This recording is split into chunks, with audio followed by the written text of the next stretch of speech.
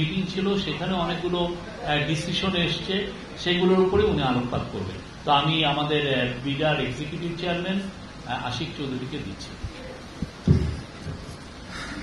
ধন্যবাদ সবাইকে আসার জন্য। লম্বা 1 ঘন্টার অলরেডি আপনারা একটা প্রেস কনফারেন্স করে ফেলেছেন, সো আমরা আশা করছি যে এটা আধা ঘন্টা শেষ হয়ে যাবে। আচ্ছা, প্রথমত হচ্ছে যে 4 দিনের সামিট আমাদের শেষ হলো, এবং আমি পার্সোনালি মনে করি যে 10-এ 10 পাওয়ার মতো সামিট হয়নি। সামিটে আরো অনেক অনেক ভালো কিছু করার সুযোগ আছে। আমরা আসলে প্রথমবারের মতো একটা গ্লোবাল স্ট্যান্ডার্ডে সামিট করার চেষ্টা করেছি, বা বিদেশে যেভাবে সামিটগুলো করা হয় ইনভেস্টমেন্ট সামিট, সেরকম করে একটা স্ট্যান্ডার্ড সেট করার চেষ্টা করেছিলাম আমরা।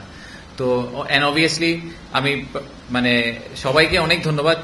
যে সামিটটা তো আসলে আমরা নিজেরা অর্গানাইজ করিনি, আমরা একটা ছোট্ট পার্ট অর্গানাইজ করেছিলাম, কিন্তু আপনারা মিডিয়া কমিউনিটি আমাদেরকে অনেক হেল্প করেছেন। আমাদের যারা পার্টনার ছিল বিভিন্ন প্রাইভেট সেক্টরের অর্গানাইজেশন, তারা আমাদেরকে অনেকগুলা পার্ট অর্গানাইজ করতে হেল্প করেছেন। আমাদের যেই পলিটিক্যাল পার্টিরা ছিল তারাও আমাদেরকে অনেকভাবে সাপোর্ট দিয়েছেন, পার্টনার করেছেন, ফ্যাসিলিটেট করেছেন, অনেক কিছুতেই হেল্প করেছেন। সো সবাইকে এই আমাদের সামিটটাকে যতটুকু সফল করা গেছে সেইটার ক্রেডিটটা আসলে সবার। ফেইলিয়ার গুলো অবভিয়াসলি শুধুমাত্র বিডা এবং বেজার। নেক্সট টাইম আমরা এটা আরো ভালো করার চেষ্টা করব। একটা ওভারআর্চিং ফিডব্যাক হচ্ছে যে এই ধরনের সামিট এবং যে পরিমাণ আগ্রহ আমরা পেয়েছি, সেখান থেকেও আমাদের একটা টেক হচ্ছে যে এই ধরনের সামিট আমাদের একটা রেগুলার ফ্রিকোয়েন্সিতে করা উচিত সরকারের। সেই ফ্রিকোয়েন্সিটা বছরে একবার হতে পারে বা যে কোনো একটা ফ্রিকোয়েন্সিতে হতে পারে, বাট আমাদের ডেফিনেটলি যে আগ্রহটা আমরা দেখেছি, আপনারা যারা গেছেন তারা দেখেছেন যে ইন্টারকন্টিনেন্টালে যারা রেজিস্ট্রেশন করতে পারেননি, এরকম অনেকে এসে সারাদিন ইন্টারকন্টিনেন্টালে বসেছিলেন যে তারা যদি ইনভেস্টরদের সাথে একটু কথা বলতে পারেন, একটা করিডোর কনভারসেশন করতে পারেন, ইনফর্মাল টক করতে পারেন। So clearly there was a lot of interest. তো আমরা ইন্টারেস্টটার জন্য আমরা ভেরি গ্রেটফুল, এবং আমরা চেষ্টা করব যে এই ধরনের সিমিলার ইভেন্ট যেখানে আসলে আমরা পজিটিভ ইন্টারেস্ট এবং মোমেন্টাম তৈরি করতে পারি, এরকম ইভেন্ট আমরা ফার্দার আরো ফিউচারে অর্গানাইজ করার চেষ্টা করব, বা পরবর্তী সরকারের আমি বলবো যে তাদের এটা অর্গানাইজ করার চেষ্টা করা উচিত। তো সামিট সফল হয়েছে কি হয়নি, এটা হচ্ছে I am guessing the first question you have, আমাদের কি ধারণা সামিটের ব্যাপারে। তো সামিট সফল হয়েছে কি হয়নি, এটা আসলে একটা সময় বলে দিবে যে সামিট সফল হয়েছে কি হয়নি। সেটার অনেকগুলো প্যারামিটার আছে, বাট আমি শর্ট টার্মে সামিট সফল হয়েছে কি হয়নি এইটার প্যারামিটারকে আমি 2 ভাগে ভাগ করতে চাই। একটা হচ্ছে কোয়ান্টিটেটিভলি আমরা মনে করছি কিনা, যে পরিসংখ্যান দিয়ে যে সামিট সফল হয়েছে কি হয়নি। হচ্ছে যে সামিটের কোয়ালিটেটিভ কিছু ব্যাপার আছে, সেই ব্যাপারটার উপর ভিত্তি করে সামিটকে আমরা সফল বা সফল বলবো কি না। তো কোয়ান্টিটেটিভ পিসটা বা স্ট্যাটিস্টিক্যালি সামিটে আমরা কি পেলাম, কি পেয়েছি, কি এক্সপেক্ট করছিলাম, সেই ব্যাপারে আমি প্রথমে বলবো আমার হেড অফ বিজনেস ডেভেলপমেন্ট যে আছে নাহিয়ান আপনাদেরকে স্ট্যাটিস্টিক্স গুলো শেয়ার করবে, যে সামিটের নাম্বার গুলা কোয়ান্টিটেটিভলি সামিটটা কিরকম ছিল। জি, আসসালামু আলাইকুম। আর ধন্যবাদ সবাইকে। আমাদের চেয়ারম্যানও বললেন যে সামিটে আপনারা সবাই অনেক সহযোগিতা করেছেন। আমি তাহলে প্রথমে আমাদের পরিসংখ্যান যেটি আশিক ভাই বললো সেটা আপনাদের কাছে কাভার করে তারপরে আমি ওনাকে করে দিব। তো প্রথম থেকে যদি শুরু করি, আমাদের সামিটের উদ্বোধনী অনুষ্ঠান যেটা ছিল বা ইনঅপারেশন সেরেমনি, সেটাতে আমাদের মোট পার্টিসিপেন্ট কতজন ছিল? 710। তো আমাদের উদ্বোধনী অনুষ্ঠানে 710 জন অংশগ্রহণ করে। তার মধ্যে 50টি দেশ থেকে, আমি গতদিন প্রেস কনফারেন্সে বলেছিলাম বিদেশিদের নাম্বারটা 400 থেকে 450-র মধ্যে, এক্সাক্ট নাম্বারটা হচ্ছে 415 জন। তো 710 জনের মধ্যে 415 জন বিদেশি এবং প্রবাসী বাংলাদেশিরা ছিলেন, এবং বাকি 395 জন ছিলেন বাংলাদেশি। তো বিদেশিদের পার্সেন্টেজটা হচ্ছে 58% মতো। এর বাইরেও সামিটের এই 4 দিন প্রায় 3,500-এর বেশি মানুষ আমাদের বিভিন্ন যে breakout session, startup connect, round table discussion, এগুলা বিভিন্ন সেগমেন্টে অংশগ্রহণ করে। এই সংখ্যাটা হচ্ছে 3,500-এর বেশি। আমরা যদি আমাদের ব্রেকআউট সেশন এবং স্টার্টআপ কানেক্ট এগুলো মিলিয়ে টোটাল প্যানেলিস্ট বা স্পিকার এরকম কয়জন ছিল এটা দেখি, এরকম সংখ্যা ছিল প্রায় 130। তো 130 জন প্যানেলিস্ট এবং স্পিকার আমাদের এই 4 দিন ছিলেন। এখানে আমাদের পার্টনারদের নাম বলতেই হয়, যারা আমাদের সাথে এই ব্রেকআউট সেশন গুলো অর্গানাইজ করেছেন, এবং তারা খুবই সাকসেসফুলি এই ব্রেকআউট সেশন গুলো প্রত্যেকেই যার জায়গা থেকে অংশগ্রহণ এক্সিকিউট করতে সক্ষম হয়েছেন। আমি পার্টনারদের নামগুলো খুবই কুইকলি একবার বলে ফেলি। European Union, UNDP, Citi NA bank, HSBC bank, BGMEA, Dutch embassy, LightCastle Partners, Inspira management consulting, Sajida foundation এবং ইবিএল ব্যাংক। এর বাইরে ইন্টারকন্টিনেন্টাল হোটেলে আমাদের চেয়ারম্যান যেটা বললেন, ওই 4 দিনে অনেক এসেছেন ইনভেস্টরদের সাথে করিডোরে কথা বলার জন্য বা ডিসকাশন করার জন্য। আমরা অফিসিয়ালি আপনারা জানেন যে আমাদের দ্বিতীয় তলায় আমরা মোটামুটি একটা সেকশন দিয়ে দিয়েছিলাম আমাদের অফিসিয়াল ডিসকাশন গুলোর জন্য B2G আকারে। তো আমাদের অফিসিয়াল এরকম মিটিং হয়েছে 150টি। এই 150টি মিটিং এর মধ্যে অনেকগুলো মিটিং এ সারাদিন ব্যাপী আমাদের বাণিজ্য উপদেষ্টা, স্পেশাল অনবয়, বাংলাদেশ ব্যাংকের গভর্নর, এনবিআর চেয়ারম্যান, এরকম অনেকেই সারাদিন ইন্টারকন্টিনেন্টাল হোটেলে ছিলেন। তাদেরকে আমাদের পক্ষ থেকে বিশেষভাবে ধন্যবাদ। এর বাইরে এখন যদি আমরা সেই ইনভেস্টমেন্টের ডিক্লারেশনে আমাদের সামিটে ইনভেস্টমেন্ট ঘোষণা হয়েছে দুটি, যেটা আমি গতকাল বলেছিলাম, হান্ডা ইন্ডাস্ট্রি এবং সপা। এই দুটির টোটাল ভ্যালু 3,100 কোটি টাকা। এর বাইরেও এমওইউ সই হয়েছে 6টি 4 দিনের সামিটে। আর সামিটের সরকারের পক্ষ থেকে খরচ কত হয়েছে আমি জানি, গতদিন আমাকে প্রস্তুতি করা হয়েছিল। সামিটে সরকারের খরচ হয়েছে, সরকারের পক্ষ থেকে খরচ হয়েছে 1,45,00,000 টাকা, যা আমাদের প্রথম এস্টিমেটের চেয়ে 42% কম। আর এই সাথে আমি এই সামিটটাকে সফলভাবে করার জন্য আমাদের যারা ইভেন্ট ম্যানেজমেন্ট পার্টনার ছিলেন, ইন্টিগ্রেটেড মার্কেটিং সার্ভিসেস লিমিটেড এবং আমাদের marketing communications partner high voltage limited, ওদেরকেও ধন্যবাদ জানাচ্ছি। এবং সর্বশেষে আমাদের যারা মূল event partner World Bank, FICCI এবং ইউএনডিপি, তাদেরকেও ধন্যবাদ জানাচ্ছি। তো এই ছিল আমার পক্ষ থেকে পরিসংখ্যান। এবার আমি চেয়ারম্যানের কাছে ফেরত দিচ্ছি বাকিটুকুর জন্য। ধন্যবাদ নাহিয়ান। সো আমি একটু লাস্ট জায়গাটা থেকে শুরু করি। হ্যাঁ, যে আমরা নাহিয়ান বললো যে টোটাল ডিক্লারেশন এসেছে 3,100 কোটি টাকার মতো ইনভেস্টমেন্ট, আর আমাদের এই সামিটটা করতে খরচ হয়েছে প্রায় 1.5 কোটি টাকা। তা আপনারা যদি মনে করেন ঠিক আছে, তাহলে একটাকে আরেকটা দিয়ে ভাগ করলে তো return calculation is fantastic, brilliant summit, এর চেয়ে ভালো সামিট হতেই পারে না। আমি প্রথম থেকে শুরু করি। আমি এটা আগেও বলেছি, আমি আবারও বলছি, এই 3,100 কোটি টাকার ফুল ক্রেডিট আমরা এই সামিটকে দেওয়া উচিত হবে না। এই সামিটের আগে অনেক কাজ করে এই 3,000 কোটি টাকাতে 100 কোটি টাকাতে আনা হয়েছে। পৃথিবীর কোনো মানুষ, কোনো ইনভেস্টার কোনোদিন একটা সামিটে এসে আবেগপ্রবণ হয়ে হঠাৎ করে 100 কোটি টাকার একটা চেক লিখে ফেলে না। যারা এই ইন্ডাস্ট্রিতে কাজ করেন তারা এই জিনিসটা খুব ভালো করে জানেন। সো যারা সামিটের সাফল্যকে কত টাকা ওই সামিটের 4 দিনে ইনভেস্টমেন্ট হলো এটার উপর বেস করে ক্যালকুলেট করতে চান, তাদেরকে আমার এটা just personal note of advice যে এইটার উপর বেস করে আসলে সামিটের সাফল্যটা আপনারা প্লিজ ক্যালকুলেট করবেন না। আমি পার্সোনালি মনে করি যে সামিটের আমাদের মূল যে উদ্দেশ্যটা ছিল, হ্যাঁ, যে সেটা হচ্ছে যে বিদেশিদের কাছে বাংলাদেশের যে পারসেপশন, সেই পারসেপশনটাকে আমরা চেঞ্জ করতে পারি কিনা। তারা যখন বাংলাদেশে আসে, আমরা এটা আগেও বলেছি যে বিদেশিরা যখন বাংলাদেশে একবার ফিজিক্যালি আসেন, তারা বাংলাদেশ নিয়ে যেই ধারণাটা নিয়ে ফেরত যান, ওনারা যখন গুগল সার্চ করেন তো ওনারা ওই একই ধারণাটা পান না। ওনারা যে ধারণাটা নিয়ে এখন ফেরত যাবেন, ওনারা ফেরত যাওয়ার পরে যখন ওনারা ওনাদের বন্ধু বান্ধব, ওনাদের কলিগদেরকে বলবেন যে না, আমি বাংলাদেশে 4 দিন ঘুরে আসলাম, আমি দেখলাম যে আসলে বাংলাদেশ নিয়ে আমরা গুগল সার্চ করে যা দেখছি সেটা আসলে ট্রু না। প্রথম 2 দিন আমরা ওনাদেরকে কি করেছি, 7-8 তারিখে ওনাদের আমরা বাংলাদেশ ঘুরিয়ে দেখেছি যে বাংলাদেশে ফ্যাক্টরি করতে হলে ওই প্র্যাকটিক্যালি ওই জায়গাটা দেখতে কিরকম। 9 তারিখ সকালে আমরা ওনাদেরকে আমাদের ভিশনটা দেওয়ার চেষ্টা করেছি, আমরা কোথায় আছি, কোথায় যাওয়ার চেষ্টা করছি। আর 9 তারিখ বিকাল এবং 10 তারিখে আমরা সারাদিন ওনাদেরকে বিজনেস টু বিজনেস বিভিন্ন ধরনের মিটিং করার সুযোগ দিয়েছি, বিভিন্ন প্রশ্ন করার সুযোগ দিয়েছি। সো এই ফুল ওভারঅল 360 ভিউ যেটা আমরা দেওয়ার চেষ্টা করেছি, সেটা থেকে আমাদের এখন পর্যন্ত যে ফিডব্যাক বিদেশিদের কাছ থেকে, সেটা হচ্ছে যে ওনারা খুবই খুশি হয়েছেন যে আমরা ওনাদেরকে এরকম একটা অপরচুনিটি দিয়েছি এবং সেখান থেকে ওনারা ডেফিনেটলি অনেক ইনফরমেশন নিয়ে ফেরত গেলেন। ওনারা আমাদের যেটা মেইন উদ্দেশ্য, যে বাংলাদেশ যাতে খাবার মেনু থেকে প্রথমেই বাদ পড়ে না যায়। যদি মেনু থেকে আমরা বাদ পড়ে না যাই তাহলে অর্ডার করা তো অনেক পরের কথা। তো most of the cases Bangladesh আসলে মেনু থেকে বাদ পড়ে যায়। তো সেই জায়গাটাকে আমরা আসলে ইমপ্রুভ করার চেষ্টা করেছি সামিটের মাধ্যমে। আর দ্বিতীয়ত হচ্ছে যে আমি আরেকটা কথা ডেফিনেটলি বলতে চাই, সেটা হচ্ছে যে আমার প্রেজেন্টেশন নিয়ে অনেক কথাবার্তা হয়েছে। অনেককে ধন্যবাদ, সোশ্যাল মিডিয়াতে যারা প্রশংসা করেছেন আমাকে ধন্যবাদ জানিয়েছেন। আমি জেনুইনলি মনে করি এটা আমার চাকরির অংশ, দিস ইজ মাই জব। আমার কাজই হচ্ছে বাংলাদেশকে নিয়ে, বাংলাদেশকে প্রেজেন্ট করা, বাংলাদেশকে সেল করার চেষ্টা করা বিদেশি বিনিয়োগকারীদের কাছে। তো সেল করার চেষ্টা করাটার জন্য এটা আলাদা প্রশংসা কিছু নাই। যে বিরাট চেয়ারম্যান হবেন ভবিষ্যতে, ওনাদের এক্স্যাক্টলি এই এক্সিকিউশনটাই করতে হবে, এটাই ওনার কাজ।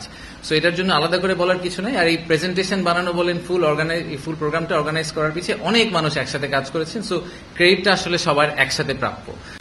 তো আমি আবারও একটু সামারাইজ করি যে আমাদের সামিটের সফট যেই উদ্দেশ্যটা ছিল, যেটা কোয়ালিটেটিভ এন্ড যেটা প্রবাবলি দি মোস্ট ইম্পর্টেন্ট উদ্দেশ্য, সেটা হচ্ছে যে তাদের পারসেপশনটা চেঞ্জ করা। আমরা একই সাথে সংস্কারের কাজ করব, একই সাথে আমরা বিনিয়োগ ব্যবস্থার উন্নতি করার চেষ্টা করব, বাট একই সাথে আমাদের একটা পাইপলাইন বিল্ড করতে হবে। কারণ এই ইনভেস্টার 12 মাস পরে যদি বাংলাদেশে ইনভেস্ট করার ডিসিশনটা নিবেন, ততদিনে হয়তো আমরা ইনভেস্টমেন্টের সিচুয়েশনটা ইমপ্রুভ করে ফেলতে পারবো আগামী 12 মাসে। কিন্তু আমরা যদি এখন বলি যে ভাই না, আমার আসলে আমার তো ইনভেস্টমেন্টের অবস্থা ভালো না, আপনি 12 মাস করে আমার সাথে কথা বলেন, আমি এখন আপনার সাথে কথা বলতে চাই না, একটু ওয়েট করেন। আমরা সামিট এখন কেন করলাম এই কোয়েশ্চেনটা যদি আপনাদের ক্ল্যারিটি চান, সেই ক্ল্যারিটি আমি আপনাদেরকে দেওয়ার চেষ্টা করছি যে পাইপলাইন বিল্ডিং এবং reform they have to go hand in hand, পাশাপাশি প্যারালালি যেতে হবে, যাতে by the time reform is finish the pipeline is big enough. এবং সেটাই হচ্ছে বিজনেস ডেভেলপমেন্ট টিমের কাজ, যে তারা পাইপলাইনটাকে ট্র্যাক করে এমন একটা জায়গায় নিয়ে যাবে যে তখন ইনভেস্টর ইনভেস্ট করতে রাজি হবে। সো এগেন আমি জাস্ট একটু সামারাইজ করলাম আপনাদেরকে। লেটস টেক কিউএনএ, যেহেতু আমাদের হাতে সময় খুব কম, আমাদের হাতে 15 থেকে 20 মিনিট সময় আছে। সো একটু স্পেসিফিক কাইন্ডলি কোয়েশ্চেন করবেন so that we can answer most of your questions. Thank you. Please কোশ্চেনে থাকবেন। আসসালামাইকুম, আমার নাম ইমদাদ, আমি দৈনিক বাংলাদেশ পত্রিকার রিপোর্টার। আমার প্রথম হলো যে বিনিয়োগ সামিটে অনেক কিছু ইতিবাচক দিক আছে, আর হলো যে আমার একটা জানার জায়গা, সেটা হলো বিনিয়োগের ক্ষেত্রে স্টক মার্কেটের একটা বড় পার্ট থাকে, কিন্তু এই সামিটে মার্কেটে খুব একটা গুরুত্ব দেওয়া হয়নি বা আমরা সেরকম কিছু খুঁজে পাই, সেটা মানে অগুরুত্বপূর্ণ মনে করছেন, সেটা একটা বিষয় জানা। Thank you. নো, একটা কোশ্চেন, অনেকে কোশ্চেন করবে। আচ্ছা, প্রথমত হচ্ছে যে আমি আপনার সাথে এটা একবারই দ্বিমত না যে আমাদের সেকেন্ডারি মার্কেটও আমাদের ইনভেস্টমেন্টের জন্য ইম্পর্টেন্ট। আমাদের টোটাল জিডিপির সাইজের তুলনায় বা আমাদের মার্কেটে যে মানি মার্কেটে যে ফ্লো হয় ক্যাশের, সেটার তুলনায় কিন্তু অন্যান্য বড় দেশের তুলনায় আমাদের স্টক মার্কেটটা রিলেটিভলি ছোট। সো ইয়েস, স্টক মার্কেটের ইম্পর্টেন্স অনেক আছে, বাট এমন না যে আমাদের বাংলাদেশের ইকোনমি বা GDP movement entirely stock market dependent. So এটা একটা পয়েন্ট আমাদেরকে একটু মাথায় রাখতে হবে। আর দ্বিতীয়ত হচ্ছে যে আমাদের এইবারের ফোকাসটা ছিল হচ্ছে গিয়ে প্রাইমারি ইনভেস্টর, যারা একদম প্রাইমারি লেভেলে কোম্পানিতে ইকুইটি ইনভেস্ট করবেন, তারা সেকেন্ডারি মার্কেটের ইনভেস্টর প্লেয়ার না। আপনারা দেখবেন যে আমরা ভেঞ্চার ক্যাপিটাল অনেক ফার্মকে করেছি যারা আর্লি স্টেজ স্টার্ট আপদেরকে ইনভেস্ট করে। আমরা অনেক আবার আরো বড় বড় ইন্ডাস্ট্রিয়াল কোম্পানিতেও ইনভেস্ট করার জন্য যারা ইনভেস্টার যোগ্য আছেন তাদেরকেও বলেছি। সো আমাদের ফোকাসটা একটু প্রাইমারি মার্কেট ছিল। টু বি অনেস্ট, আমার মনে হয় যে সেকেন্ডারি মার্কেটের যারা ইনভেস্টার, তাদের ইনভেস্টমেন্টের ডিসিশন সেট এবং যে ক্রাইটেরিয়া, সেগুলো খুবই সিগনিফিকেন্টলি ডিফারেন্ট। আপনি যে সেকেন্ডারি মার্কেট ইনভেস্ট করবে তাকে আসলে কেপিএস ঘুরাই নিয়ে আসার কিছু নাই। সে স্টক মার্কেটের ওই ডিএসসির ওয়েবসাইট দেখে, ডিএসসির পুরো আপনার ট্রেন্ড দেখে অনেক ডিসিশন নিয়ে ফেলেন। সো তাদের জন্য যদি আমাদের কিছু প্রোগ্রাম করতে হয়, তাদেরকে আমাদের একটা ইন্ডিপেন্ডেন্টলি টেইলার্ড একটা ওয়েতে ওনাদেরকে ইনভাইট করতে হবে। সো এইটার সাথে মিক্স করা একটু ইজ এ বিট ডিফিকাল্ট। এই জন্য আমরা ওনাদেরকে এইবার স্কোপের বাইরে রেখেছি। আগামীবার হয়তো আমরা আরেকটু ব্লেন্ডেড করার চেষ্টা করবো, বাট আমাদেরকে মাথায় রাখতে হবে যে এই দুই ইনভেস্টারের decision set, criteria, due diligence, all of this things are very different. So ওনাদেরকে একসাথে মিক্স করে আসলে খুব একটা লাভ হবে না। আমার নাম শাওন হাসনাত, আমি আছি টিডিএসে। আমি খরচটা আপনারা জানিয়ে দিয়েছেন, এর জন্য ধন্যবাদ। তো আমি যেটা জানতে চাচ্ছি যে আপনারা একটা পাইপলাইন এবং একটা রোড ম্যাপ করতে চাচ্ছি, এই রোড ম্যাপে কারা আছে? আমরা দেখেছি ডিপি ওয়ার্ল্ড এসেছে, ইন্ডিটেক্স এসেছে, হোলডিপ এসেছে, এর বাইরে আর কোন কোন প্লেয়াররা আছে? আচ্ছা, যেগুলো আপনারা দেখেছেন তারা হচ্ছে এত বড় ব্র্যান্ড যে তাদেরকে আপনারা স্পেসিফিক্যালি আইডেন্টিফাই করে ফেলেছেন। তো এরকম একটা বড় লিস্ট অফ ইনভেস্টর আমাদের কাছে আছে, কিন্তু to be very frank, investor যারা ইনভেস্টমেন্ট নিয়ে চিন্তা ভাবনা করছেন তারা কিন্তু চান না যে ওনাদের নামগুলো পাবলিক ডোমেইনে এরকম বড় করে আসতে থাকুক। সো আমি আসলে পার্সোনালি আপনাকে ডিসক্লোজ করতে পারবো না কোন 20টা কোম্পানি আমার সাথে এই মুহূর্তে কথা বলছে। ইফ দ্য নাম্বার ইজ 20, আমি বলছি না নাম্বারটা 20, বাট যতগুলো কোম্পানি আমার সাথে কথা বলছে তার অনুমতি ছাড়া তার ইনফরমেশনটাও আমার আসলে আপনার কাছে শেয়ার করা উচিত, কারণ উনি তো একটা ইনভেস্টমেন্ট ডিসিশন প্রসেসের ভিতর দিয়ে যাচ্ছেন। যেই নামগুলো আপনারা শুনেছেন, কারণ ওখানে এত সিনিয়র এক্সিকিউটিভ এসেছেন যে সেই কারণে তার নামটা বেশ চালু হয়ে গেছে, but not necessarily what we should be marketing specifically যে কে কত টাকা ইনভেস্ট করার চিন্তা করছেন বা কি করছেন। এই ইনফরমেশনটা যখন তারা ইনভেস্ট করবেন বা একটা ফাইনাল ডিসিশন পয়েন্টে চলে যাবেন, তখন আমরা সেটা ডিসক্লোজ করতে পারি, যেরকম আমরা হান্দা বা শপাপের ক্ষেত্রে করেছি। জি, আমি কালীগঞ্জে কাজ করি। আচ্ছা, একটু হাত উঠালে আমার জন্য সুবিধা হয়। Thank you. আমার আপনার কথাগুলোর সাথে আমিও একমত যে ইনভেস্টমেন্টের ফিগার আমার কাছে এখন মুখ্য নয়, কিন্তু আপনি যেটা বলেছেন যে বিভিন্ন কোম্পানি এখানে এসেছে বা তারা আলোচনা করেছে, আমি জানতে চাচ্ছিলাম যে আমাদের জিডিপি ইনভেস্টমেন্ট যে গ্রোথ, সেটার ক্ষেত্রে এই ইনভেস্টমেন্ট সামিট কতটা প্রভাব রাখতে পারছে, পরিবর্তন আগামী দিনে হতে পারে। আর ছয়টা কোম্পানির সঙ্গে যে এমইউ হয়েছে সেই ছয়টা কোম্পানি সম্পর্কে যদি বলছি যেটা এমইউ হয়ে গেছে। আপনি দুইটা প্রশ্ন করে ফেললেন সুযোগে।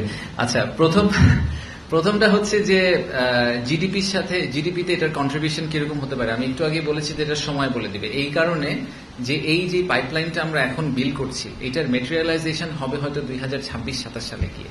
তো 26-27 সালের GDP to FDI to GDP রেশিওটা যদি সিগনিফিকেন্টলি ইমপ্রুভ করে তাহলে আমাদের বলতে হবে যে আমাদের 2025 সালের সামিটটা আসলে সাকসেসফুল ছিল।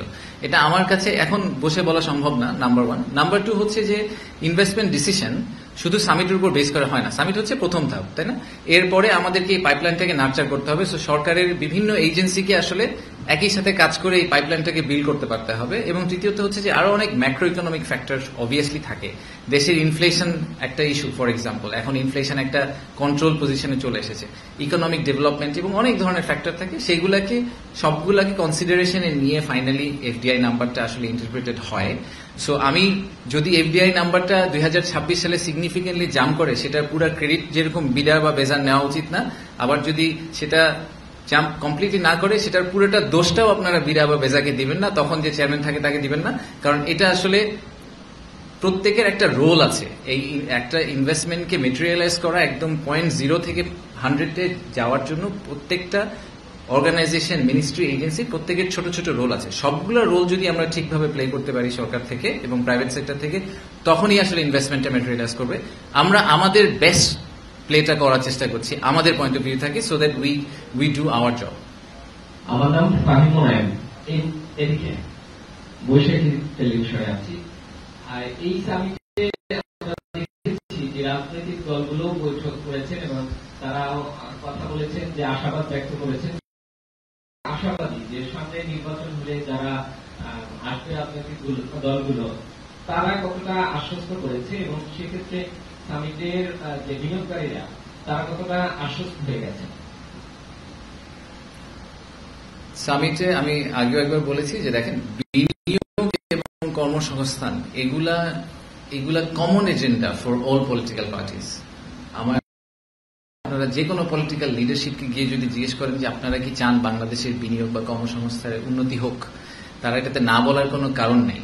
সেটা এবং সেই উন্নতিটা করার জন্য আমরা যেসব প্রচেষ্টা চালাচ্ছি সেটাকে তাদের এন্ডোর্স না করারও সেই কারণে কোনো কারণ নেই। আমি এটা খুব ক্যাটাগরিক্যালি বলতে পারি যে আমাদের এই বড় বড় অ্যাক্টিভ পলিটিক্যাল পার্টি যারা আছে প্রত্যেকের সর্বোচ্চ লেভেলের লিডারশিপের সাথে আমাদের 1-to-1 ডিসকাশন হয়েছে টু মেক শিওর যে তারা এই সামিটের ব্যাপারে কমপ্লিটলি অ্যালাইন্ড এবং তারা মনে করেন এবং ফিল করেন যে তাদেরকে পার্টনার করে আমরা সামিটটা করছি। সেটাই করা হয়েছে এবং এটাও এনশিওর করার চেষ্টা করা হয়েছে যে তারা ইনভেস্টরদের কাছে ফুল অ্যাক্সেস পান এবং ইনভেস্টররাও তাদের কাছে ফুল অ্যাক্সেস পায়, যাতে পলিটিক্যাল কন্টিনিউটির কোয়েশ্চেনটা যখন আসে সেই কোয়েশ্চেনটাতে যাতে ইনভেস্টররা না ভোগেন। তো সেটার কারণে কিন্তু আমরা ওনাদেরকে ইচ্ছা মতো কথা বলার সুযোগ দিয়েছি, ওনারা বলেছেনও। সো ওনারা কি ফিডব্যাক দিলেন ইনভেস্টররা পোস্ট সামিট, সেই ফিডব্যাক আমরা এখনো নেইনি। বাট আপনারা হয়তো অনেক ইনভেস্টরের সাথে কথা বলেছেন, আপনারা আমাদেরকে বলতে পারেন যে পলিটিশিয়ানদের সাথে ওনাদের কনভারসেশন গুলা কিরকম গিয়েছিল এবং ওনারা কিরকম ফিল করে ফেরত গেলেন। সরি, এমওইউ নিয়ে মনে হয় একটা প্রশ্ন ছিল, সরি আমি একটু মিস করে গেছি। সো আমরা কুইকলি খুব শর্টলি কভার করি। এমওইউ বাকি যেগুলো করা হয়েছে সেগুলো ranges from short term to long term decision points. আমি যেরকম একদম very long term, the most long term one we have is Artemis Accord, নাসার সাথে যেটা করা হয়েছে সেটার ইমপ্লিকেশন বুঝতে হয়তো বাংলাদেশের 15-20 বছর সময় লাগবে। এটা নিয়ে আমি দেখলাম সোশ্যাল মিডিয়ায় অনেকে অনেক চিন্তিত যে কেন একটা 20 বছরের বয়সের এমওইউ এখন করা হলে এটা নিয়ে অস্থিরতা করার কি আছে। আর আরেকটা হচ্ছে যে আমরা আরো কিছু শর্ট টার্ম ইন্টারভেনশন করার চেষ্টা করেছি, আইএলওর সাথে এমওইউ করেছি, আরো বিভিন্ন অর্গানাইজেশনের সাথে করেছি। এমওইউ লিস্টটা আমরা আপনাদেরকে শেয়ার করে দিব যে কি কোন কোন এমওইউ করা হয়েছে। প্রাণের সাথে যেরকম H&M এর একটা এমওইউ হয়েছে যেটা একেবারেই ভেরি ইমিডিয়েট এবং এটা কিন্তু একটা বড় উইন। আমরা হয়তো পাওয়ার সেক্টর নিয়ে যারা কাজ করেন তারা বুঝতে পারবেন যে বাংলাদেশের এই রিনিউয়েবল এনার্জিতে তো একটা বড় ঘাটতি আছে। তো আমাদের যারা কাস্টমার, আমাদের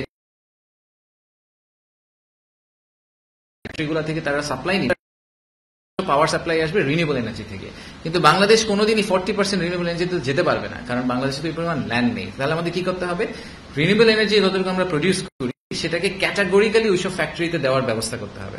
তো প্রাণের সাথে H&M এর কন্ট্রাক্টটা কিন্তু এরকম যে রুফটপে যে ইলেকট্রিসিটি প্রোডাকশন হবে রিনিউয়েবল এনার্জি, সেটা ডিরেক্টলি H&M এর সাপ্লায়ারের কাছে চলে যাবে, H&M এর সাপ্লায়ার ওটাকে অফটেক করবে। সো আমরা একটা পিডের মাধ্যমে দিয়ে ওটাকে আবার গ্রে করে পলিউট করে তারপরে আবার দিব, সেটা করা হচ্ছে না। সো দিস ইজ হাউ এই জিনিসটাকে বলে মার্চেন্ট পিপিএ বলা হয় বা corporate PPA. Advance market is very common, কিন্তু বাংলাদেশে এটা প্রথম হচ্ছে। সো এইটা আমাদের জন্য একটা evolution in energy industry. Sorry, এবার প্রশ্নটা করতে পারেন, কে প্রশ্ন করতে চাইছেন? আর আমরা দুটো কোশ্চেন নিব প্লিজ।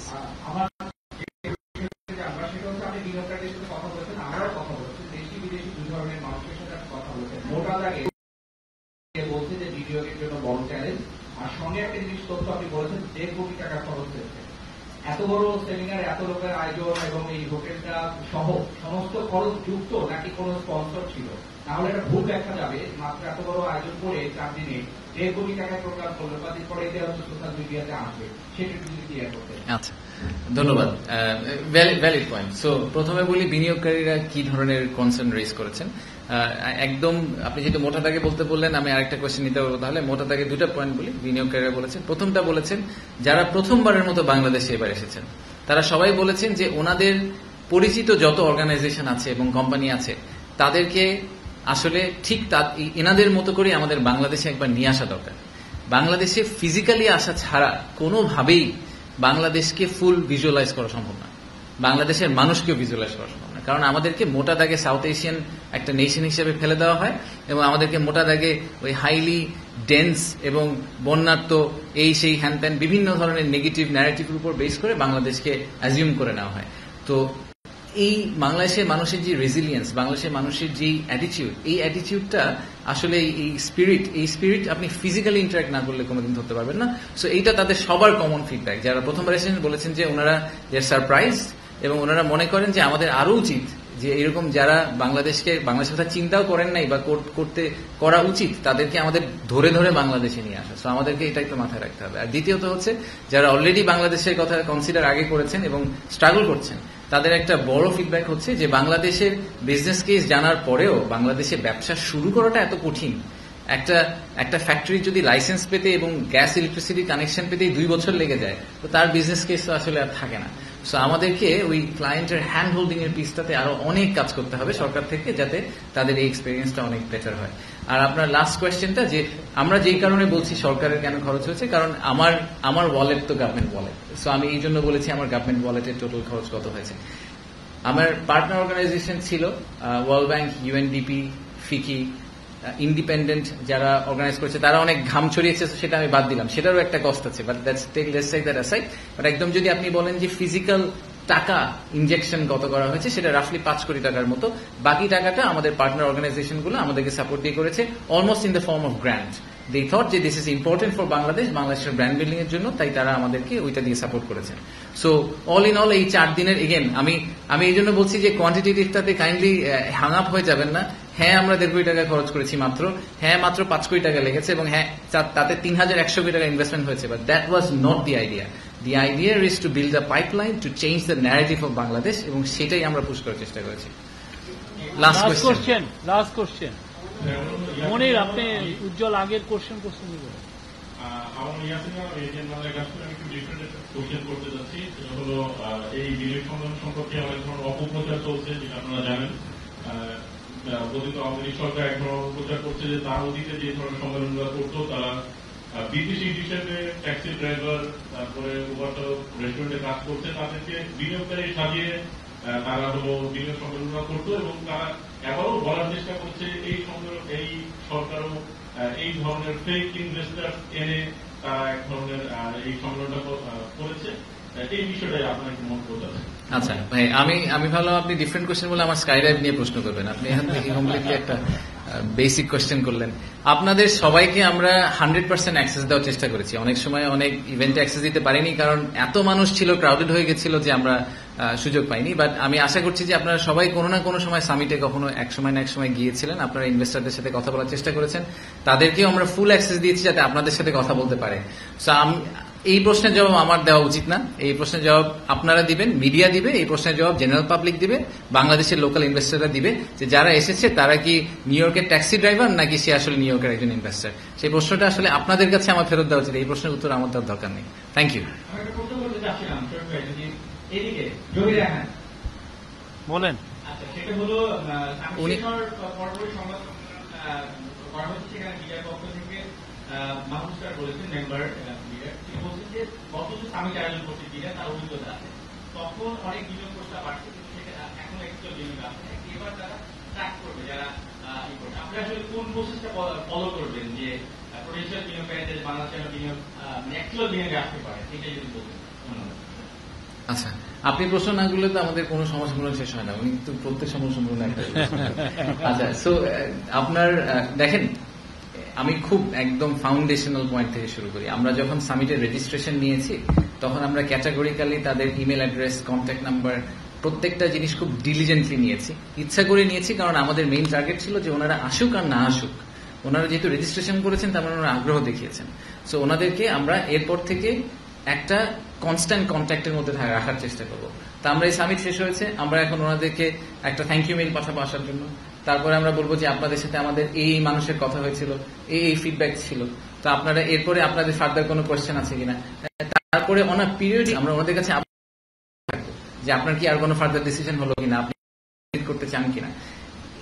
এই business development is a science, এবং business development as a science corporate ওয়ার্ল্ডে খুব কমনলি এক্সারসাইজ করা হয়, ব্যাংকিং সেক্টর এক্সারসাইজ করা হয়, বিভিন্ন সেক্টর এক্সারসাইজ করা হয়। So it's not a rocket science, it's a very simple structured approach. সেই স্ট্রাকচার্ড অ্যাপ্রোচের ভিতর দিয়ে আমরা এই পাইপলাইনটাকে নেওয়ার চেষ্টা করবো। Maybe we will succeed, maybe we will not, but we will try our best যে 100 জন ইনভেস্টরের মধ্যে থেকে অ্যাটলিস্ট আমরা কনভার্ট করতে পারি। আমরা যদি আবারও সেই এক টপিকে, যদিও আমাদের এটা ফেরত যাওয়া উচিত না, এবার আমরা ফেরত যাই যে এই ফুল সামিটে যারা প্রথমবার আসলেন তাদের মধ্যে যদি একটা $100 মিলিয়ন ইনভেস্টমেন্ট হয়, দ্যাট উড বি 1000 কোটি টাকা, 1200 কোটি টাকা ইনভেস্টমেন্ট। একটা 1200 কোটি টাকা ইনভেস্টমেন্ট হয় আমাদের দের আর পার্টনারদের 3.5, টোটাল 5 কোটি টাকার খরচে। That should be a big success for this summit. So I am not worried about the success of the summit from a quantitative point of view. সেটা less important. যেটা ইম্পর্টেন্ট হচ্ছে যে ইনভেস্টরদেরকে আমাদের রাইট এক্সপিরিয়েন্সটা দেওয়া, যাতে ইনভেস্টর ইনভেস্ট করুক আর না করুক, বাংলাদেশ নিয়ে দুইটা ভালো কথা বলে, খারাপ কথা না বলে। আচ্ছা, আর আজকে বিডা এবং বেজার এক্সিকিউটিভ কমিটির আজকে মিটিং হয়েছে আমাদের মাননীয় চিফ অ্যাডভাইজারের নেতৃত্বে। ওইখানে অনেকগুলো ডিসিশন, তার মধ্যে একটা ছিল হচ্ছে যে থার্ড টার্মিনাল কত দ্রুত এটা চালু করা যায়, সেই জন্য একটা কমিটি করে দেওয়া হচ্ছে, তারা কাজ করবে। আর একটা হচ্ছে যে আপনি জানেন বাংলাদেশে ইনভেস্টমেন্ট অ্যাট্রাক্ট করার জন্য অনেকগুলো এজেন্সি আছে, তো সেইটাকে ইনভেস্টমেন্ট, এই যে অনেকগুলো যে প্রায় 8টা এজেন্সি এটা নিয়ে কাজ করে ডিপার্টমেন্ট, তো সেটা নিয়ে একটা আমব্রেলার আন্ডারে কিভাবে আনা যায় সেটার জন্য একটা কমিটি করার নির্দেশ দিয়েছে। আর চিফ অ্যাডভাইজার আরো কিছু কিছু জায়গায় নির্দেশনা, যেমন নেপালের জন্য একটা করার কথা উনি বলেছেন, প্রসেসিং জন্য ইকোনমিক জোন করার কথা বলেছেন। আর উনি বলেছেন যে চিটাং পোর্টের বিষয়ে, আপনি জানেন অনেকগুলো ফরেন ইনভেস্টর চিটাং পোর্টের ইনভেস্ট করতে তারা খুবই আগ্রহী, তো সেই বিষয়ে আমি মাইকটা হস্তান্তর করবো আবার আমাদের এক্সিকিউটিভ চেয়ারম্যানের কাছে, উনি এটা নিয়ে হাইলাইট করবেন চিটাং পোর্ট আরো বেশি বিষয়। থ্যাংক ইউ শরীফ ভাই। সো প্রথমত দেখেন, আমরা যে ভিশনটা সেট করার চেষ্টা করছি সেখানে we want to make Bangladesh regional production power house. সেটা করার জন্য যেটা মাস্ট সেটা হচ্ছে পোর্ট কানেক্টিভিটি। পোর্ট কানেক্টিভিটি বলতে আমরা বুঝি যে চিটাগং এ আমাদের যে কয়টা পোর্ট, একটা চিটাগং এর এই মুহূর্তে একটা বড় পোর্ট হচ্ছে চিটাগং পোর্ট, যেটা মেইন পোর্ট এটাকে আমরা বলি। এর সাথে লালদিয়া, পিসিটি, এরকম বেশ কয়েকটা নদীর উপরে পোর্ট আছে, কিন্তু এগুলা কিন্তু সব নদীর পোর্ট, বাংলাদেশে কোনো সামুদ্রিক পোর্ট নেই। So let's start with that. আমরা বে টার্মিনাল নিয়ে অনেক দিন ধরে কথা বলছি, সিঙ্গাপুরের একটা কোম্পানি আছে, দুবাইয়ের একটা কোম্পানি আছে, পিএসএ এবং টিপি ওয়ার্ল্ড, তারা অনেক দিন ধরে চেষ্টা করছে।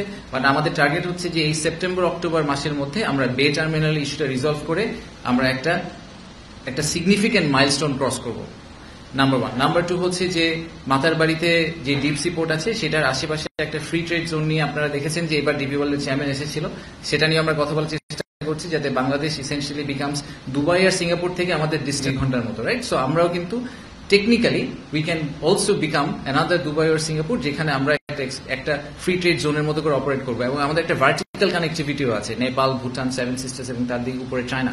So we would like to utilize that the most.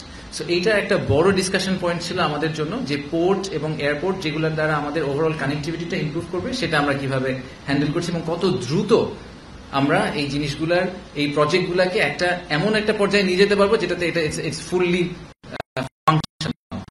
আচ্ছা, দ্বিতীয় হচ্ছে যে বিডার ক্ষেত্রে একটা হচ্ছে যে এফডিআই তে আমরা প্রণোদনা দিতে পারি কিনা, এটা নিয়ে আমরা একটা ডিসকাশন করেছি। যে ধরেন বাংলাদেশি একজন প্রবাসী নন রেসিডেন্ট বাংলাদেশি যিনি চায়নায় থাকেন, উনি চাইনিজ ভাষা জানেন, উনার যেই চাইনিজ কোম্পানি আবার স্পেসের অ্যাক্সেস আছে, এটা বিডার কখনো হবে না, বাংলাদেশের কোনো মানুষের কখনো হবে না।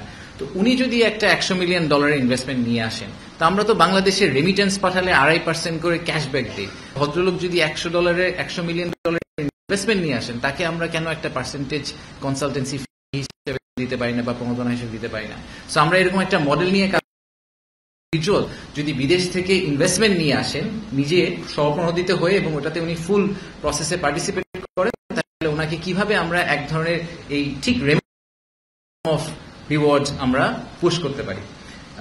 আরেকটা জিনিস নিয়ে কথা হয়েছে, যেটা শফিক ভাই বললেন, যে অর্গানাইজেশন গুলোকে কিভাবে আমরা একসাথে করে নিয়ে আসতে পারি, সেটা আমরা চেষ্টা করছি। এটা নিয়ে আগামী 2 সপ্তাহের মধ্যে একটা হাই পাওয়ার্ড কমিটিকে একটা ফাইনাল ভিউ দিতে হবে যে ওটার চেহারাটা কিরকম হবে, এবং সেখান থেকে আমরা মুভ অন করার চেষ্টা করবো। বেজার আন্ডারে আমরা প্রায় 10টা, আপনাদেরকে আমি আগেও বলেছি যে 100টা ইকোনমিক জোনের দরকার নেই, আমরা বেজার আন্ডারে 10টা ইকোনমিক জোনকে আজকে বাতিল করার ঘোষণা নিয়েছি। যে বা সেগুলোর মধ্যে সোনাদিয়া আছে, যেটার কথা আপনারা অনেক শুনেছেন, সুন্দরবনে একটা আছে, অ্যাপারেন্টলি ইকো ট্যুরিজম পার্ক হওয়ার কথা ছিল। সো এরকম বেশ কয়েকটা 10টা টোটাল ইকোনমিক জোনকে আমরা we are cancelling the licence for the economic zone because we don't think it's necessary. যে কটা আছে সেটা করতে হবে। আর এই সাথে আরেকটা জিনিস নিয়ে আমরা কথা বলেছি, সেটা হচ্ছে যে ভবিষ্যতে যখন ইকোনমিক জোন ডিটারমিন করা হবে, তো সেই ইকোনমিক জোন ডিটারমিন করার যে প্রসেসটা, এটা প্রচন্ড সাবজেক্টিভ এই মুহূর্তে, এবং বেজা ইউনিল্যাটারালি অনেক সময় ইকোনমিক জোন ডিক্লেয়ার করে ফেলতে পারে প্রধান উপদেষ্টার কার্যালয় বা প্রধানমন্ত্রীর কার্যালয়ের সাপোর্টে। বাট আমরা যেটা মনে করি যে এটা করলে যেটা সমস্যাটা হয়, সেটা হচ্ছে যে ইকোনমিক জোন ডিক্লেয়ার করার পরে যখন গ্যাস, পানির এবং মিনিস্ট্রি অফ এনভায়রনমেন্টের কাছ থেকে এনভায়রনমেন্ট পারমিট নিতে যায়, ওই পারমিশনগুলো আর পাওয়া যায় না এবং তাদের থেকে ওই বাইনগুলো থাকে না। তো আমরা বলতে চাচ্ছি যে ইকোনমিক জোন ডিক্লারেশন প্রসেসের ভিতরে একটা ইন্টার মিনিস্ট্রিয়াল কনসালটেশন হওয়া উচিত এবং অন্যান্য মিনিস্ট্রির বাইন থাকা উচিত, এবং তাদেরকেও একসেপ্ট এবং কমিট করতে হবে যে হ্যাঁ, আমি যদি এই ফেনীতে একটা ইকোনমিক জোন করি, তাহলে ফেনীর ওই ইকোনমিক মিনিস্ট্রির এনভায়রনমেন্ট ক্লিয়ারেন্স দেওয়ার দায়িত্ব মিনিস্ট্রি অফ এনভায়রনমেন্টের, এরকম প্রত্যেকে ফুল কমিটমেন্ট নিয়ে তারপরে আমরা ইকোনমিক জোন ডিক্লেয়ার করব, তার আগে আমরা ডিক্লেয়ার করব না। কারণ সেটা করার পরে এই যে আমরা বছরের পর বছর ধরে ঝুলে থাকি, আমরা ইনভেস্টরদেরকে অ্যাক্সেসটা দিতে পারি না। সো এগুলো হচ্ছে সাম অফ দ্য কি ডিসিশনস মেড। এবং আচ্ছা সরি, হ্যাঁ, ওয়ান স্টপ সার্ভিস নিয়ে অনেক লম্বা কথা হয়েছে আজকে। আমরা এই ওয়ান স্টপ সার্ভিস নিয়ে অনেকদিন ধরে ঘুরপাক খাচ্ছি। তো একটা বড়, আমি সাথে কথা বলে সবসময় যেটা শুনি, সেটা হচ্ছে এখানে 2টা সমস্যা। একটা হচ্ছে যে ওয়ান স্টপ সার্ভিস, যেটাকে আমরা ডিজিটাল বলি, এটা এখন অনেক ক্ষেত্রেই manual.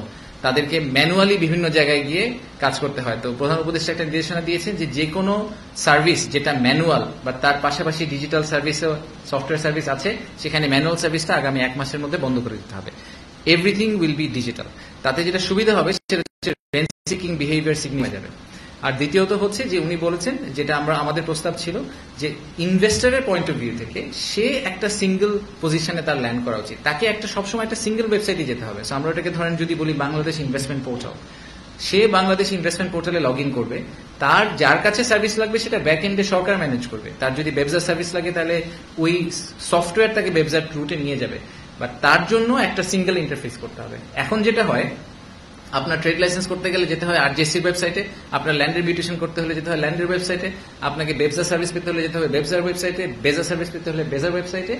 None of these are realistic. যে কোনো ইনভেস্টরের জন্য এটা প্রচন্ড পেইনফুল, স্পেশালি বিদেশিদের জন্য আরো পেইনফুল, কারণ ওনারা বুঝেনি না যে কোথায় থেকে শুরু করতে হবে। তো এইটাকে আমরা বন্ধ করে আমরা একটা সিঙ্গুলার ল্যান্ডিং প্ল্যাটফর্মে নিয়ে আসার ডিসিশন নিয়েছি। সো একদম টপ লেভেলে ওভারলেইং একটা লেয়ার থাকবে যেখানে ইনভেস্টর ল্যান্ড করবেন, তারপরে সফটওয়্যার তাকে ডিফারেন্ট ডিরেকশনে ডিরেক্ট করে দিবে ডিপেন্ডিং অন তার রিকোয়ারমেন্ট। সো এরকম একটা ডিসিশন নেওয়া হয়েছে আজকে ওয়ান স্টপ সার্ভিসের। তো এগুলোই মেজর ডিসিশনস, বাট আমাদের এই ডিসিশনটাও নেওয়া হয়েছে যে গভর্নিং বোর্ডের মিটিং, আপনারা জানি না ওনাকে জানেন কিনা, যে বেজা আর বিডার শেষ গভর্নিং বোর্ড অগাস্ট 2020 সালে, পিপিপি অথরিটিটা হয়েছে 2019 সালে, আর বেবজাটা সম্ভবত 2018 সালে। রাইট, আচ্ছা, এটা আমি ফেরত আসছি, এটা গভর্নিং বোর্ডের বাইরের টপিক, আমি ফেরত আসছি এখন। সো এই প্রত্যেকটা গভর্নিং বোর্ডের মিটিং 5, 6, 7 বছর পর পর হচ্ছে। This is not a structured approach. Governing বোর্ডের মিটিং অ্যাটলিস্ট প্রতি 3 মাস পর পর হওয়া উচিত, ওয়ার্স্ট কেস 6 মাস পর পর, কারণ অনেক সিদ্ধান্ত গভর্নিং বোর্ডের ছাড়া এই অর্গানাইজেশনগুলো নিতে পারে না। প্রধান উপদেষ্টা বলেছেন আগামী মাসে নেক্সট গভর্নিং বোর্ডের মিটিংটা হবে। সো আমরা একটু ফ্রিকোয়েন্সি বাড়ানোর চেষ্টা করছি। লাস্ট একটা টপিক, সেটা হচ্ছে যে ট্রান্সশিপমেন্ট নিয়ে অনেক কথাবার্তা হচ্ছে। তো আজকে ওখানে কমার্স উপদেষ্টাও ছিলেন। তো তো আমরা এটাকে আসলে একটা অপরচুনিটি হিসেবে দেখছি নট নেসেসারিলি যে ট্রান্সশিপমেন্ট চলে যাওয়াতে আমাদের খুব লাভ হয়েছে সেটা আমি বলছি না, আমি বলছি এটাকে অপরচুনিটি এই কারণে, আমি জানি না আপনারা এই পুরো সিচুয়েশনটা জানেন কিনা, সেটা হচ্ছে যে আশুলিয়াতে যদি একটা ফ্যাক্টরিতে বা গাজীপুরে একটা ফ্যাক্টরিতে একটা টি শার্ট প্রডিউস করা হয়, সেই টি শার্টটা বিভিন্নভাবে, ধরেন যারা, আমরা যারা নিয়ে অনেক কথা বলবো, লেটস টেক যারা এজ অ্যান এক্সাম্পল, যারার একটা টি শার্ট প্রডিউস করা হয়, আমরা মনে করি যেটা পর্তুগালের একটা স্টোরে ফাইনালি এন্ড আপ করবে, ঠিক আছে? সে কি করবে, তার হাতে কয়েকটা অপশন আছে। একটা হচ্ছে সে আশুলিয়া থেকে ঢাকা এয়ারপোর্টে আসবে, তারপর ঢাকা এয়ারপোর্ট থেকে ফ্লাই করে পর্তুগাল যাবে, পর্তুগাল যেয়ে বা পর্তুগালের কোনো ওয়্যার হাউসিং একটা সিটিতে যাবে, সেখান থেকে স্টোরে চলে যাবে। আরেকটা অপশন হচ্ছে সে ট্রাকে করে কলকাতা যাবে বা ট্রাকে করে দিল্লি যাবে, সেখান থেকে ফ্লাই করে সে ওখানে যাবে। তো যখন সে ট্রাকে করে আরেকটা দেশে যাবে, ওখানকার এই যে অপারেশনাল চার্জ, এয়ারপোর্ট চার্জ, সব চার্জ কিন্তু ওই দেশ পেয়ে গেল। ফানিলি ইনাফ, বাংলাদেশে এই মুহূর্তে যে সিচুয়েশন, তাতে দিল্লি বা কলকাতা থেকে ফ্লাই করা আমাদের এই সাপ্লায়ারদের জন্য সস্তা ঢাকা থেকে ফ্লাই করার চেয়ে। How is that possible? I have no idea. আমরা গাজীপুরে প্রডিউস করে ঢাকা থেকে ফ্লাই করে নিয়ে যেতে পারছি না, কিন্তু দিল্লি বা কলকাতা থেকে আমরা আরো সস্তায় নিয়ে যেতে পারি। এই কারণে লোকজন ট্রান্সশিপমেন্ট করতে চায়। তো এইটাকে আমি এই কারণে অপরচুনিটি হিসেবে দেখি যে আমাদের তো এখন অপশন নাই, আমরা এখন আর কলকাতা দিল্লিতে যেতে পারবো না। আমাদের ঢাকা এয়ারপোর্টকে আরো অনেক এফিসিয়েন্ট করতে হবে, তাহলে আমরা বিজনেসটা লুজ করবো। তো ঢাকা এয়ারপোর্টকে এফিসিয়েন্ট করার একটা সুযোগ পাওয়া গেছে, সিলেট এয়ারপোর্টকে এফিসিয়েন্ট করার সুযোগ পাওয়া গেছে, সৈয়দপুর, কক্সবাজার, লালমনিরহাট, বেশ কয়েকটা এয়ারপোর্টকে রিইউটিলাইজ করার একটা সুযোগ পাওয়া গেছে। সো এই অপরচুনিটিটাকে হাতে নিয়ে আমরা ট্রাই করব যে এই ধাক্কায় আমরা কোনোভাবে এয়ারপোর্টগুলোকে আরেকটু এফিসিয়েন্ট, আরেকটু অ্যাক্টিভেট যদি করতে পারি, তাহলে হয়তো আমাদের ওভারঅল ইকোনমির জন্য this will turn out to be a good outcome in the long run. ধন্যবাদ। Thank you. একটা কোশ্চেন,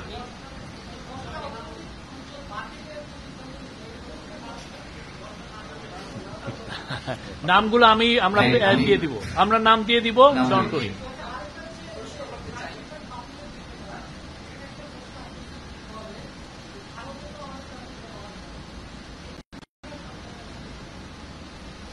এটা তো বাণিজ্য উপদেষ্টার প্রশ্ন। হ্যাঁ, উনি পরে বলবেন, ওনাকে জিজ্ঞেস করুন। ধন্যবাদ। এটি ভাই,